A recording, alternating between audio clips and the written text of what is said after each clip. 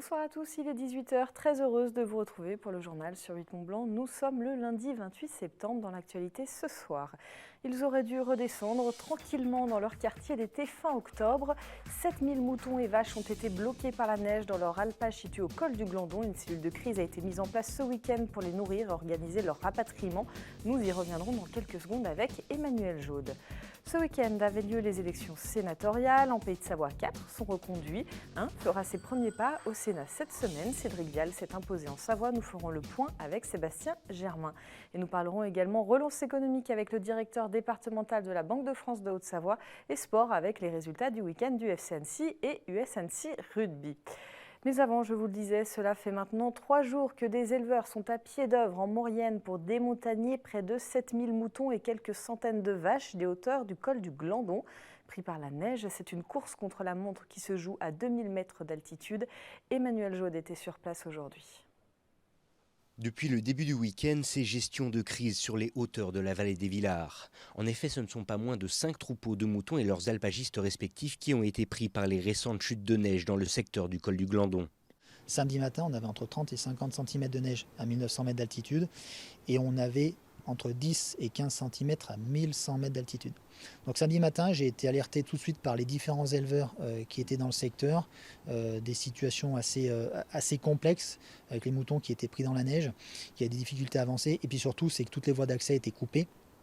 Donc avec le département de la Savoie, à la journée de samedi, on a réussi à faire un accès pour accéder aux troupeaux. Et puis dans la journée de dimanche, la priorité des priorités, c'était de monter du fourrage. On a monté 6 tonnes de fourrage pour 6000 bêtes pour les alimenter. Grâce à cette nourriture et aux températures positives qui ont fait fondre une partie de la neige, les quelques 7000 moutons ont donc pu se sustenter. Pourtant, d'autres menaces planent toujours sur ces cheptels. Ce dimanche, sur les 5 troupeaux, 3 ont été attaqués par le loup.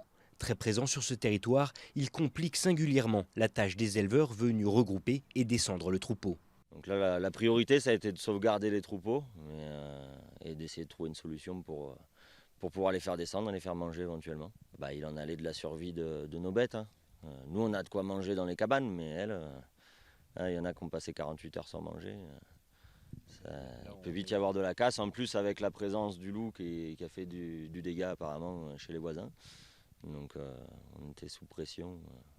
Comme il faut. Pour ma part, en tout cas, les brebis sont descendues, on les a descendues hier, donc on a réussi à charger les camions et elles sont descendues pour les pâturages de Provence, donc elles sont à l'abri, mais pour les voisins, c'est vrai que c'est un peu le tracas. Moi, j'ai plus que mes affaires à remballer, mais voilà, hier, je leur ai filé un peu les coups de main parce que eux, ils ont encore les bêtes qui sont coincées ici, et je ne sais pas pour combien de temps, en sachant que ils annoncent à nouveau du gros temps pour la fin de semaine, donc ça va être un peu compliqué pour eux, je pense, en espérant qu'ils arrivent à s'en sortir. Mais bon, pour ma part, ouais, c'est bon, le gros de l'épisode est passé. À mesure d'un troupeau par jour, il faudra encore du temps afin de redescendre toutes les bêtes, qui seront transférées au plus vite en sécurité sur leur lieu d'hivernage, situé aux alentours de la ville de Arles, dans les Bouches-du-Rhône. On parle politique maintenant. Sébastien Germain m'a rejoint pour faire un point sur les élections sénatoriales qui ont eu lieu ce dimanche. Près de la moitié des sièges du Sénat étaient à pourvoir. Les écologistes qui comptaient déjà 5 élus ont gagné suffisamment de nouveaux sièges pour former un groupe et la majorité de droite et du centre est confortée. Dans nos départements, on fait le point avec toi. Bonsoir. Bonsoir Fanette. Alors on commence avec la Savoie, un nouveau venu et une nouvelle désillusion pour Michel Dantin. Oui, un Vial peut en cacher un autre, puisque ce dimanche, Cédric Vial a été élu sénateur de Savoie. Il succède donc à Jean-Pierre Vial, qui n'est autre que son petit cousin. Et petite curiosité que j'ai trouvée, Cédric Vial est donc maire des Échelles, dont le maire entre 1983 et 1995 s'appelait Jean-Pierre Vial. Cédric Vial a 42 ans, il a donc battu, tu l'as dit, Michel Dantin, l'ancien maire de Chambéry, qui était donc candidat pour ces élections sénatoriales. Les deux hommes avaient obtenu le même nombre de voix au premier tour, 399, mais Michel Dantin a préféré se retirer pour le deuxième tour par souci de l'intérêt général, a-t-il déclaré. Cédric Vial démissionnera de son mandat de maire à la fin du mois d'octobre, car il a une période de 1 mois pour le faire. Et il débutera dès demain, dès ce mardi 29, sa nouvelle fonction, puisqu'il monte à Paris, au Palais du Luxembourg, pour sa première session. Nous avons pu le joindre dans l'après-midi. Je vous propose de l'écouter. Mes premiers mots, d'abord, c'est un honneur. Voilà. Et donc, c'est plus le poids des responsabilités. On pourrait s'attendre, ou je m'attendais peut-être à ressentir de la joie. J'avoue que Cette phase-là arrivera peut-être, mais aujourd'hui, c'est plutôt la responsabilité et l'honneur qui m'a été fait par mes pairs de me choisir comme leur représentant. C'est vrai que j'avais une démarche qui était un peu particulière, puisque j'ai fait le pari d'être candidat sans étiquette politique.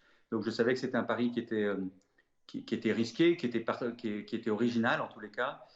Et donc je ne me suis jamais positionné contre un candidat, mais j'ai fait campagne sur un discours, sur un message et des convictions. Je suis ravi que les électeurs aient reconnu justement dans ma démarche de quoi me confier leur suffrage. Mais honnêtement, je ne me suis jamais posé la question de vouloir battre tel ou tel candidat. Alors, je crois que cette semaine va être, comme beaucoup de mes nouveaux collègues, consacrée à l'installation. Hein. Il y a des formalités administratives à remplir.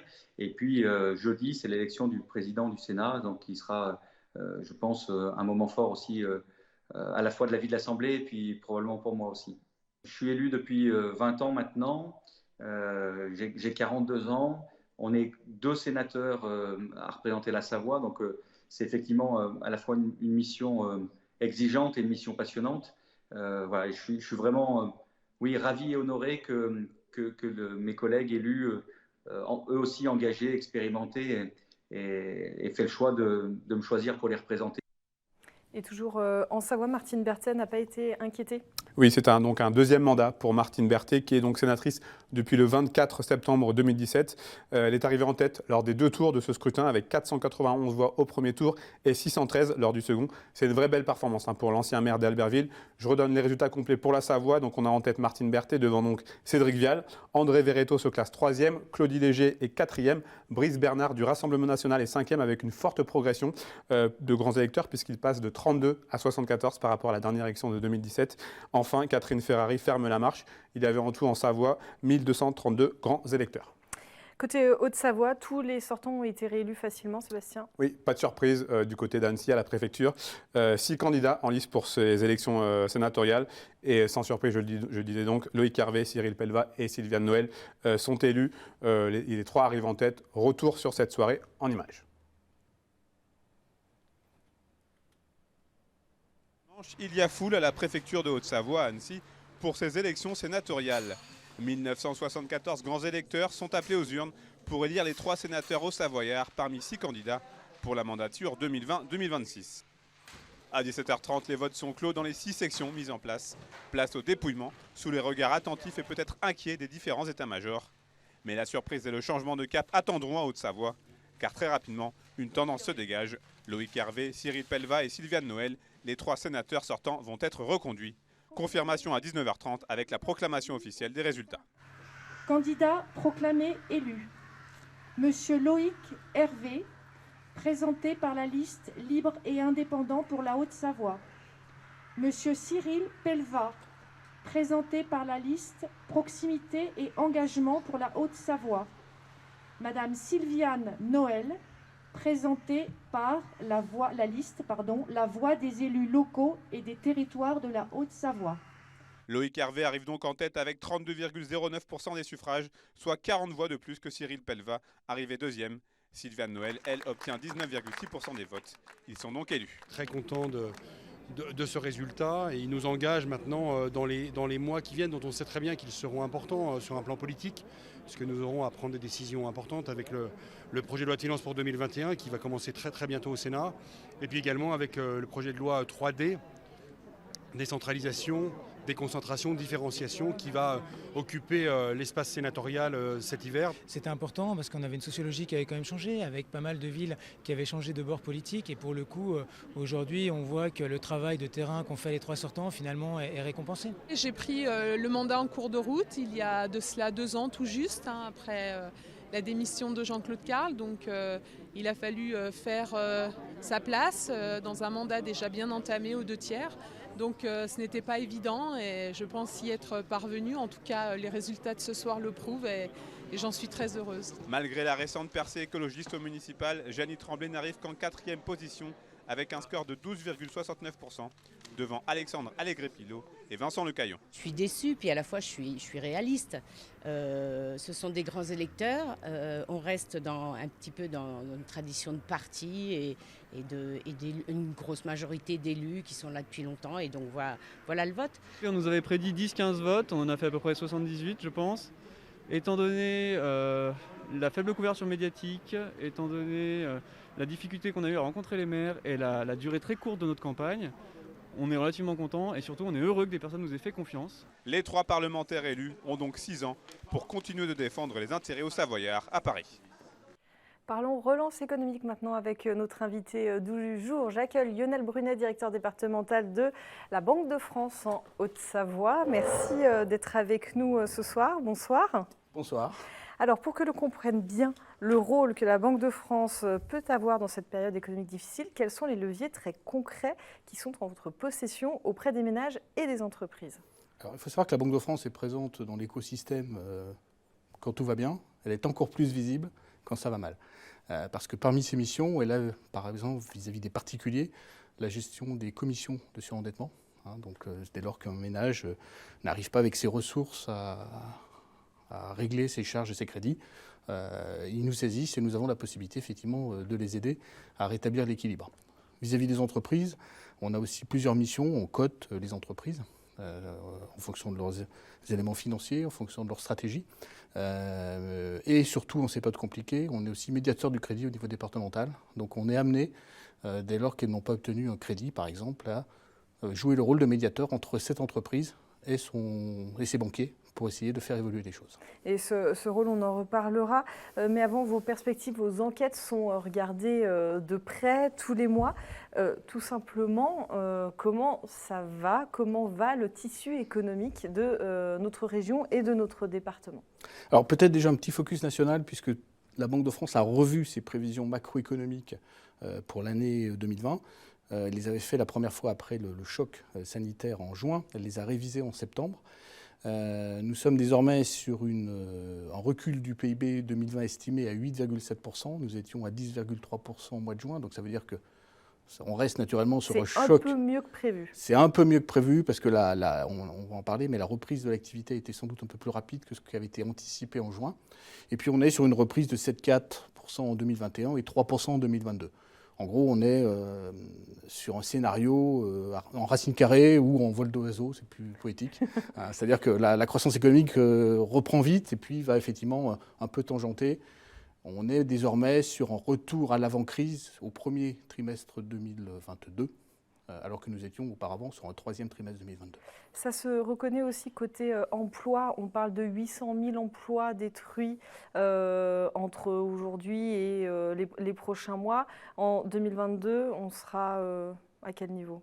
Alors, on confirme effectivement cette estimation de recul de l'emploi et de perte d'emploi qui devrait avoir lieu. Alors, je dis devrait avoir lieu parce que pour l'instant, les mécanismes de chômage partiel, etc., ont permis effectivement de différer un petit peu les choses.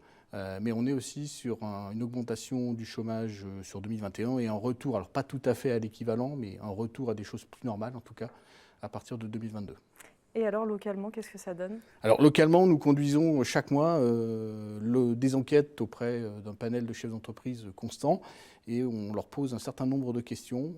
Ce mois-ci, on leur a posé une question supplémentaire. On leur a demandé à quel moment ils pensaient retrouver leur niveau d'activité d'avant-crise sanitaire. Il faut savoir que localement, on est sur un tiers des entreprises qui, à fin août, estimaient avoir rétabli l'équilibre par rapport à l'avant-crise. Et on est sur 50% d'entreprises qui estiment que d'ici à la fin de cette année 2020, elles auront récupéré ce qu'elles ont perdu avec la crise sanitaire. Vous n'attendiez pas une reprise, si on peut pas utiliser ce terme-là, aussi rapide? Alors, ce n'était pas forcément évident parce qu'on était sur un choc très violent en mars-avril. C'est une crise qui est bien plus marquée que celle de 2008-2009, dont tous les modèles économiques étaient incapables de savoir ce qui allait se passer après. Là, c'est le constat au fil de l'eau qu'un certain nombre de secteurs ont bien repris. Alors, il y en a qui ont mieux repris que d'autres. Lesquels, par exemple? Ont bien repris les secteurs qui sont liés à l'industrie pharmaceutique, à l'industrie chimique, ont bien repris également l'industrie agroalimentaire, la grande distribution notamment, qui globalement, au niveau de l'année, devrait récupérer une grosse partie de l'activité perdue. En revanche, il y a des secteurs sur lesquels l'activité est plus compliquée. Le retour à la normale est un peu plus long. C'est la filière métallurgique au sens large. Alors, j'inclus dans la filière métallurgie le décolletage, mais voilà, l'industrie automobile, les matériels de transport d'une manière générale, l'aéronautique, où là c'est vraiment une très faible visibilité sur plusieurs mois. L'hôtellerie-restauration, bien que l'été ait été plutôt touristique, de bonne tenue en termes touristiques, il y a toute la problématique du tourisme d'affaires, des mi-saisons, où on a encore pas mal d'inconnus. Voilà. Donc ça, c'est des secteurs sur lesquels l'activité n'est pas forcément encore tout à fait ce qu'elle pourrait être s'il n'y avait pas eu cet épisode sanitaire. Alors depuis le début de la crise, est-ce que vous avez accompagné plus de ménages, on parlait de surendettement au début de l'interview, ou de médiation côté entreprise? Ces médiations, elles ont été créées au moment de la crise de 2008. Donc est-ce que ces deux activités-là augmentent en Haute-Savoie? Alors sur la médiation du crédit, effectivement, c'est une activité qui a été créée, créée et adossée à la Banque de France en 2008-2009. Suite à la précédente crise financière. Donc il y a eu beaucoup de dossiers en 2008-2009, beaucoup moins sur la période de croissance qui a suivi. Et depuis le mois de mars, on est davantage saisi. Pour la Haute-Savoie, par exemple, on a eu à peu près 170 dossiers d'entreprises qui sont venus vers nous pour nous dire aidez-nous à obtenir le prêt que l'on n'arrive pas à obtenir, nous, à notre niveau, auprès de nos banques. Et dans 6 cas sur 10, on va dire, on est arrivé à trouver une solution favorable à l'entreprise. Côté ménage? Alors côté ménage, nous sommes déjà depuis plusieurs années sur une baisse sensible du nombre de dossiers de surendettement de 10% par an à peu près. Cette année, alors pour l'instant en tout cas, la baisse est plus profonde que ça. Mais ça s'explique en partie parce que pendant la période de confinement et les semaines qui ont suivi, les personnes n'ont pas forcément pu monter leur dossier, déposer leur dossier, n'ont pas pu toujours être aidées par des travailleurs sociaux qui n'étaient pas toujours disponibles. Donc on s'attend normalement à une remise, à récupérer la tendance de fond d'ici à la fin de l'année et récupérer les dossiers qui n'auraient pas pu être mis, mais juste sur un aspect logistique, pratique, dans les périodes qui ont suivi le confinement. Il nous reste vraiment 10 petites secondes. Au regard des données là, que vous nous avez indiquées, est-ce que vous êtes inquiet, confiant sur les prochains mois pour l'économie haut-savoyarde? Plutôt confiant parce que l'économie haute-savoyarde a de bons atouts, à des chefs d'entreprise qui effectivement sont en réflexion permanente, qui innovent. Donc je suis plutôt confiant dans l'avenir de l'économie de la région. Eh ben, on espère que vous avez raison. Merci beaucoup Lionel Brunet, merci d'être venu sur le plateau. Nos voisins suisses étaient appelés aux urnes ce dimanche. Ils ont massivement rejeté l'initiative de la droite populiste de l'UDC, le premier parti du pays, contre l'immigration des citoyens européens. Près de 62% des électeurs s'y sont opposés. La libre circulation des personnes va donc pouvoir se poursuivre. Les discussions entre États aussi. Depuis de nombreuses années, un accord cadre est en projet entre Berne et Bruxelles, pour le moment sans succès. Une surprise côté Genève, l'instauration d'un salaire minimum a été adoptée avec 58% des voix. Il avait été rejeté à 2 reprises. Le salaire minimum à 4 000 francs suisses concerne près de 30 000 personnes dans le canton, dont 2 tiers de femmes. Seuls les cantons du Jura et de Neuchâtel étaient déjà dotés d'un salaire minimum dans le pays. Et enfin, les électeurs helvétiques ont voté hier en faveur d'un congé paternité de 2 semaines quand les jeunes pères n'avaient jusqu'ici droit qu'à 1 ou 2 jours. En bref, c'était une décision attendue, elle est confirmée. La Coupe du monde de biathlon qui devait avoir lieu au Grand Bornand du 17 au 20 décembre est annulée. La Fédération internationale de biathlon a réorganisé le calendrier des premières épreuves. Covid oblige, les 4 premières prévues en novembre et décembre auront bien lieu aux mêmes dates, mais elles sont regroupées sur 2 sites seulement au lieu de 4, Kontiolahti en Finlande et Orfilsen en Autriche. Du foot maintenant, le FC Annecy n'y arrive toujours pas. Les Hauts-Savoyards recevaient Créteil ce vendredi à Remilly pour la 7e journée de National. Et malgré une très belle première période, les joueurs de Michel Poinsignon doivent se contenter du point du match nul. Retour en images sur cette rencontre avec Sébastien Germain. Le FC Annecy ne met pas longtemps à entrer dans cette rencontre avec une très belle occasion dès la 7e minute. Avec cette frappe de Miguel Alfareda, superbement repoussée par Véron, le portier cristolien. 30 minutes plus tard, c'est au tour du capitaine annécien Jonathan Goncalves de croire à l'ouverture du score. Mais une fois encore, Véron s'interpose. Anthony Le Tallec s'essaie ensuite à la frappe, mais sans réussite. Score à la pause 0-0. Au retour des vestiaires, le rythme retombe un peu et ce sont les joueurs de Créteil qui s'en sortent le mieux. Peu après l'heure de jeu, Vicente Mendy sauve la Maison Rouge après un gros cafouillage. C'est ensuite Julien Pérez, le gardien du Fessé, qui va sortir le grand jeu. Tout d'abord en sortant cette frappe de Mogdad partie en contre. Et ensuite à un quart d'heure de la fin du temps réglementaire avec cette belle horizontale sur cette tête de Suarez. Sur l'action qui suit, Pelletier trouve ensuite la barre transversale au Savoyard. La dernière très grosse occasion aurait pu être la bonne pour le FC Annecy. Dans les arrêts de jeu, Nicolas Poulain voit son but refusé pour un hors-jeu qui semble limite sur les images. Score final nul et vierge. Chaque équipe aura eu sa mi-temps. Si je suis objectif, je dirais que ce n'est pas illogique parce qu'il y a 20 minutes, on a vraiment souffert. Julien nous a maintenus dans le match. Première mi-temps, on a bien fini. Le dernier quart d'heure, chaque équipe a eu sa période. Voilà. Avec ce nouveau match nul, le troisième en 4 matchs, le FC Annecy n'avance pas beaucoup au classement. Et la première victoire se fait toujours attendre. On se dit toujours, il ne manque pas grand-chose, mais au final... Le compteur point, comme je dis, il ne tourne pas, donc il faut rester concentré. On est conscient de notre potentiel. Maintenant, il va falloir faire plus pour gagner des matchs. À 19e au classement, les Hauts-Savoyards se déplacent à Bourg-en-Bresse ce mardi soir pour affronter le 20e et dernier de national. L'idéal pour enfin lancer leur saison. En rugby, le derby entre l'US Annecy Rugby et le Servette Rugby Club de Genève a tenu toutes ses promesses avec des échanges assez virils, comme vous pouvez le voir sur ces images. Au niveau sportif, ce sont les Annéciens qui font la bonne opération avec une victoire 36-14. Les Bleus ont inscrit 5 essais pour le plus grand bonheur de leurs supporters. Vous le voyez, ils s'offrent ainsi une première victoire en Fédéral 2 cette saison. On écoute Julien Forge, l'entraîneur principal de l'USAR. La première aussi qui a enfin gagné son premier match de championnat. Donc, et surtout avec 5 points. Voilà, ce qui n'était pas prévu du tout, mais les joueurs ont décidé autrement et sont allés le chercher. Et voilà, c'est un soulagement quand même parce que voilà, on préparait ce début de championnat depuis plusieurs mois et on n'était pas en réussite depuis le début. Aujourd'hui, les joueurs n'ont pas lâché, ils l'ont bien préparé et ils sont enfin récompensés. Et merci à l'US Annecy pour ces images. C'est la fin de ce journal. Merci à toute l'équipe. Merci à vous de votre fidélité à l'info sur 8 Mont-Blanc. À demain, 18h pour un nouveau journal. Juste après la météo, on se retrouve pour un nouveau numéro de Panorama. Toute la semaine, retrouvez-nous au centre hospitalier Annecy-Genevois pour un retour d'expérience sur ces 6 premiers mois face au Covid. On se quitte avec quelques images du film L'Agnello, premier long métrage de Mario Pireda. Le combat d'Anita qui vit en Sardaigne près d'un quartier militaire où le cancer fait rage. Une histoire de famille poignante qui a convaincu jury et spectateurs d'Annecy Cinéma Italien. Le film remporte le prix du meilleur film du jury jeune et du public. Le rôle d'Anita porté par l'éclatante Nora Stassi. Passez une très belle soirée. À demain.